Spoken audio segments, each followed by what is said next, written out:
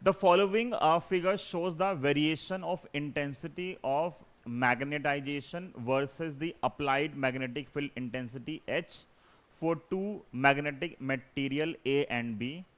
Identify the material A and B. ठीक है, तो देखो A के लिए स्लोप क्या आएगा? स्लोप आएगा I by H, है ना? और एंगल क्या है? एंगल ये आएगा ए के लिए, एंगल ऊपर बन रहा है, थीटा आएगा ना, एंगल ऊपर बन रहा है, दिख भी, तो ये थीटा हो गया, अब दिख रहा है, ठीक है। तो क्या आएगा, जो स्लोप आएगा, ये स्लोप क्या आएगा? पॉजिटिव आएगा। तो इसका मतलब जो काई एम आ रहा है वो क्या आ रहा है? पॉजिटिव आ रहा है। बी के लिए जो स्लोप आएगा I बाई एच, वो क्या आएगा? क्यों आएगा नेगेटिव? नीचे I नेगेटिव है और H पॉजिटिव है, ठीक है। तो यहाँ से स्लोप का एम क्या आएगा? क्योंकि यहाँ से देखो स्लोप जो आएगा बाय मतलब डायमेंशंस के बेस पे, वो स्लोप किसके बराबर है? काई एम के बराबर है। तो इसका स्लोप पॉजिटिव है, इसका स्लोप क्या है? नेगेटिव।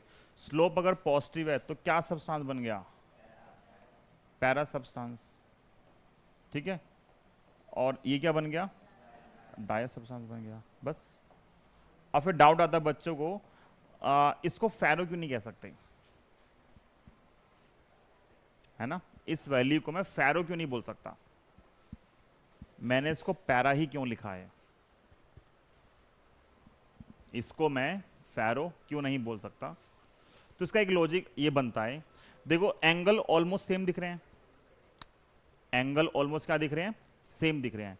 एंगल सेम दिखने का मतलब ये है, एंगल सेम दिखने का मतलब है कि जो ससेप्टिबिलिटी की वैल्यू डाया की है वही ऑलमोस्ट पैरा की है। पर अगर ये फेरो होता तो क्या दोनों की मैच करती? कभी भी नहीं करती। फेरो की क्या होती है? बहुत ज्यादा होती है। तो अगर ये फेरो होता लेट्स से, तो फेरो के लिए डायग्राम क्या बनता? फेरो के लिए जो वैल्यू थी वो कुछ यहां पे आनी चाहिए थी, ताकि उसका एंगल क्या होता? ज्यादा होता, स्लोप बड़ा आता, तो फेरो के लिए ससेप्टिबिलिटी क्या आती? लार्ज आती। क्योंकि अभी डायग्राम से दिख रहा है कि दोनों ऑलमोस्ट कंपेरेबल हैं, इसलिए मैं इसको फेरो नहीं बोल रहा हूं, क्या बोल रहा हूं? पैरा बोल रहा हूं। समझ में आ रहा है या नहीं आ रहा? आ रहा है ना? तो ये हो सकता था maybe para, maybe बहुत maybe taken as ferro, ठीक है। बट ये तो पैरा ही काउंट होगा। क्लियर है? और क्या करना है? Draw the variation of susceptibility with temperature for B. बताओ क्या आएगा आंसर? बी क्या सब्सटेंस है? बी क्या है?